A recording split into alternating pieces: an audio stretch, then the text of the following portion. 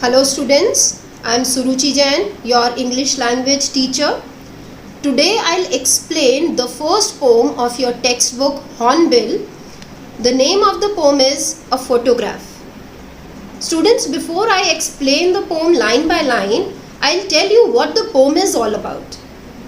The poem A Photograph is written by Shirley Townsend. This poem is a tribute to her mother. The poetess is looking at the picture and remembering her mother who is no more. The poem describes 3 stages of life, that is early adolescence, adulthood and death. Now I'll start explaining the poem line by line. So I'll start with stanza 1. The cardboard shows me how it was when the 2 girl cousins went paddling, each one holding one of my mother's hands, and she, the big girl, some 12 years or so.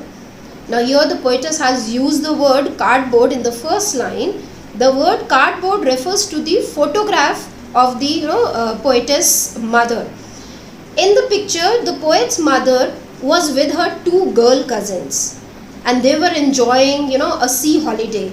That time the poet's mother was around 12 years old, and she, the big girl, means her mother was elder than her 2 cousins. And the poetess further tells us that both the girl cousins were holding her mother's hands in the picture. All 3 were they were paddling, means they were walking in the shallow water with bare feet near the beach. The mother was standing in the middle and both her cousins were standing on each side, and they all looked happy. Now I'll explain in Hindi also.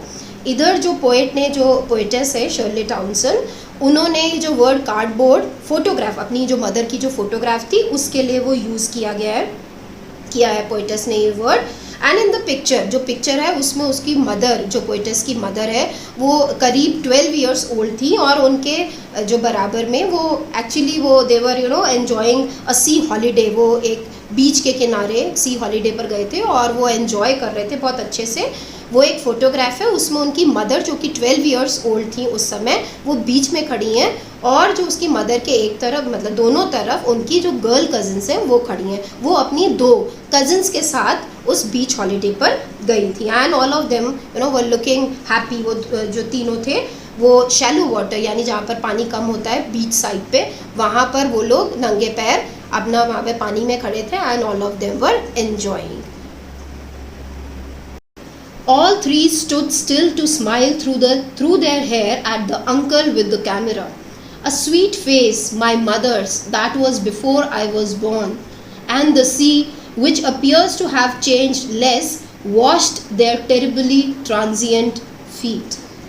Now, the poetess says, all 3 stood still to smile through their hair at the uncle with the camera.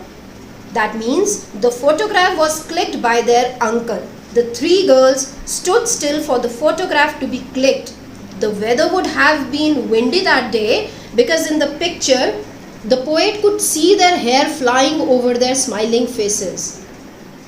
The picture was taken when the mother was in her early adolescence and she was looking very pretty at that time. The poet says that the sea, which appears to have changed less, washed their terribly transient feet. Now the picture was taken a long time ago.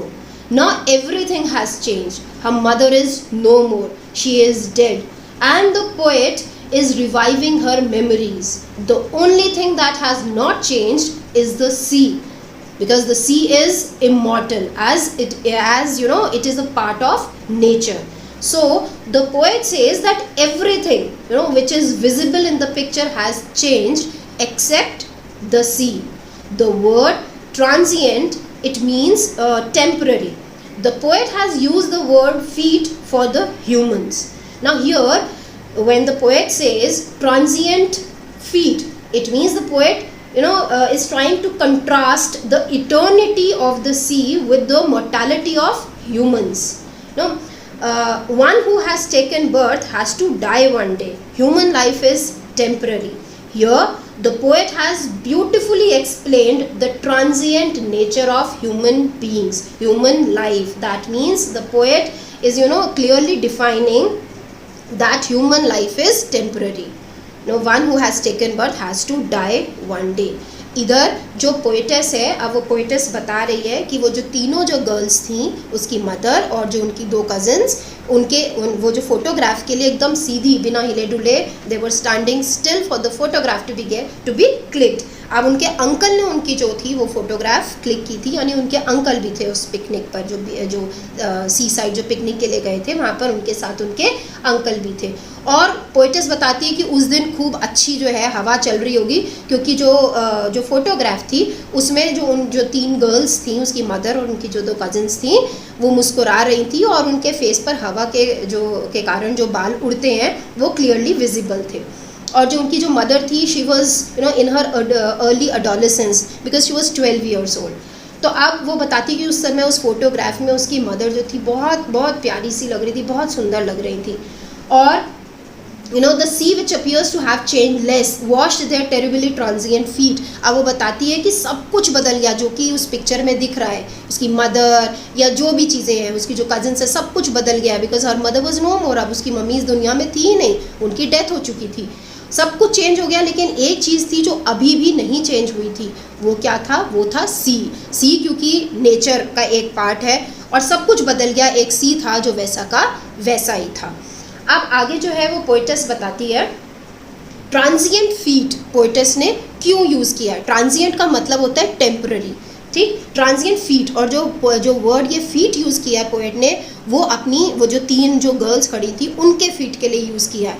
यानी क्यों वो temporary थे? क्योंकि जो human life है वो temporary है, ठीक है. वो मॉर्टल, ह्यूमन बींग्स मॉर्टल होते हैं. जो कभी पैदा हुआ है उनको कभी ना कभी तो इस दुनिया से जाना ही है, सबको मरना ही है एक दिन. इसी तरीके से जैसे उसकी मदर नहीं थी, दो nowhere in the pome it is mentioned कि उनकी जो दो कजन्स थी उनका क्या हुआ, बट एक्चुअली अब उसकी मम्मी तो थी नहीं. इसीलिए यहाँ पर ट्रांजिएंट फीट का यूज़ किया है पोइटेस ने. ट्रांजिएंट मीन्स टेम्पररी फीट मतलब human life.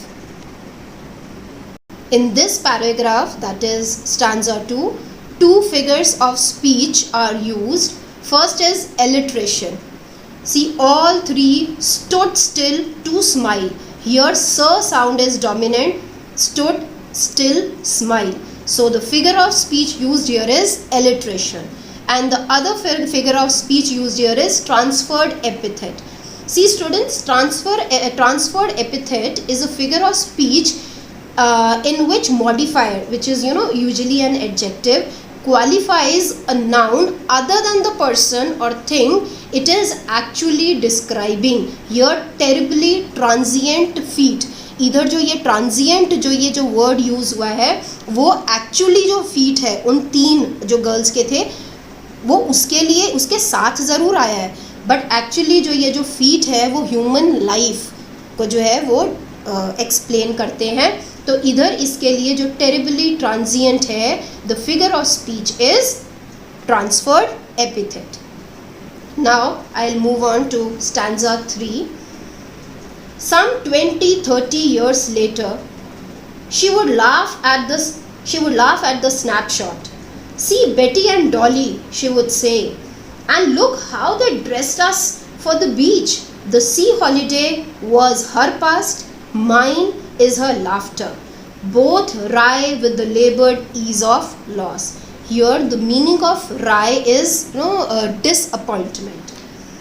See, in this stanza, poetess is remembering how her mother after 20-30 years would look at the picture, would look at the photograph and laughed. The two cousins in the photograph were Betty and Dolly. उनके नाम क्या थे? Betty and Dolly. The mother used to comment on the dresses worn by them, that is the two cousins and herself. She used to remember her past and would laugh, looking at that picture. Poet further says, the sea holiday was her past, mine is her laughter. Now the sea holiday was her mother's past and her laughter, that mother's laughter is poet's past, as the mother was now dead, she was no more. Both wry with the labored ease of loss. Rai means disappointment. The poet still remembers how her mother used to look at the picture, and felt nostalgic because that time would never come back. In the same way, now when the mother is no more, the poet misses her mother's laughter, which has become a thing of the past. Now the words labored and ease are opposite to each other but describe the same feeling, that is the feeling of loss. Here the figure of speech that is used is oxymoron. See, oxymoron is a figure of speech, is a literary device where two opposite ideas are joined to create an effect. So labored, what does this word labor mean? Labored means something that is done with great effort, and ease means comfort. So these two opposing words are placed together just to create an effect in the poem. अब यहाँ पर जो poetess है वो बताती है कि कुछ 20-30 साल बाद, जब ये जो पोइटेस थी Shirley Townsend, she was also there at that time, जब उसकी पहले जो फोटोग्राफ थी वो 12 साल की थी फोटोग्राफ में, उसके भी 20-30 साल बाद जब पोइट की मदर है, जब वो फोटोग्राफ को देखती थी तो हंसती थी. वो जो उन्होंने ड्रेसेस पहनी हुई थी फोटोग्राफ में, वो देख करके उसे हंसती थी कि देखो कैसे उन्होंने हमें तैयार किया था, कैसे हम लोग जो ड्रेस्ड अप थे उस फोटो के लिए.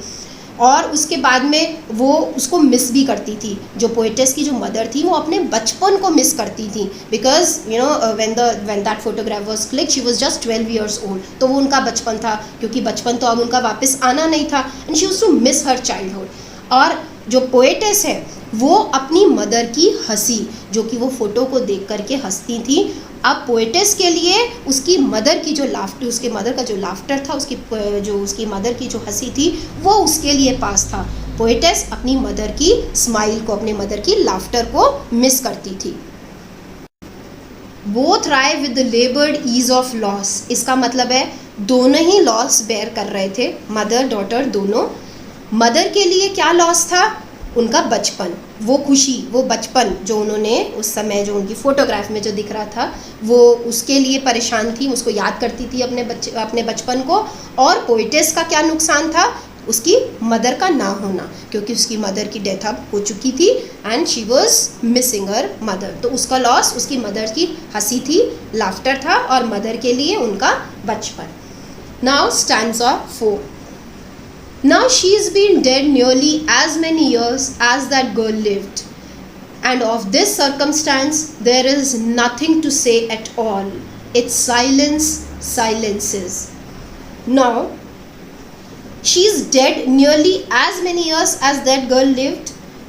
When the photograph was clicked, the mother was 12 years old, and now it's been nearly 12 years since she died. There is nothing to say at all. The poet is so grief-stricken that she is unable to speak anything. She actually, doesn't have words to express her loss. She feels lonely in her absence. The pain has silenced her. That is, the pain has silenced the poetess, and the silence which is caused by the loneliness surrounds her.